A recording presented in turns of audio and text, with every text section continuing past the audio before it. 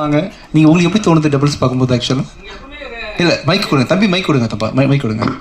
Doubles போட்டால் அவங்களுக்கு எப்படி பெண்கள் கதாநாயகன் சரிங்களா, அதனால கேட்டேன். ஓ, நீங்கள் டபுள் ஹீரோயின் சப்ஜெக்டானு கேட்குறீங்களா? ஹீரோ டபுள் ஹீரோன்னு கேட்டேன். இல்லை அப்படி இல்லைப்பா, நான் தப்பாக நினச்சிட்டேன் போல, சாரி. நீ இப்படி தான் கேட்டீங்கல்ல, சரி ஓகே. நான் என்னமோ என் மைண்டில் வந்து எனக்கு என்னென்னமோ தோணுச்சு, சாரிப்பா. நான் தான் திருந்தணும் போல் இருக்குல்லப்பா. டபுள் என்ன பார்த்தா சார் மைக் கொடுங்க, மைக் சார். பிச்சைக்காரன் 3 நான் டைரக்ட் பண்ணுறேன் சார். ஆக்சுவலாக அதுக்கான கதை ஒர்க் போயிட்டு இருக்கு. நெக்ஸ்ட் இயர் டைரக்ட் பண்ணுறேன்.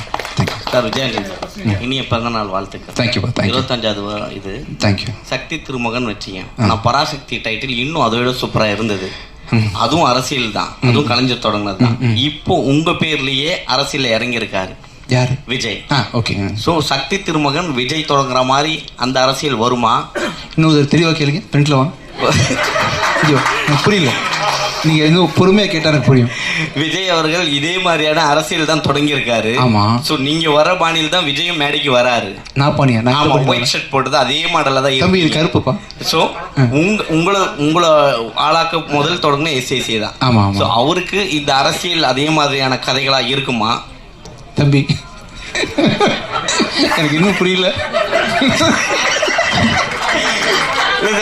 அரசியல் தப்பா நினைச்சுக்காதீங்க, நான் நேருமே பதில் சொல்றேன், ஓகேவா? ஆனா நீங்க புரிய மாதிரி மட்டும் கேளுங்க போதும்.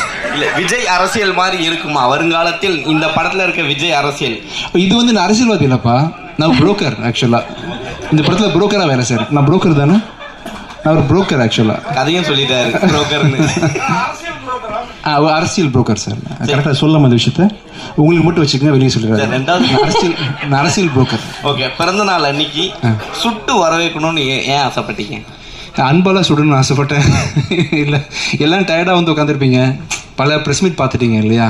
இன்னொரு ப்ரெஸ் மீட்டு அப்படி ஆயிடக்கூடாது, உங்களுக்கு ஒரு சின்ன மகிழ்ச்சி தேவைப்படணும், ஃப்ரெண்ட்லியாக இருக்கணும் அப்படின்றதுக்காக தான் அதை பண்ணேன் ஆக்சுவலாக.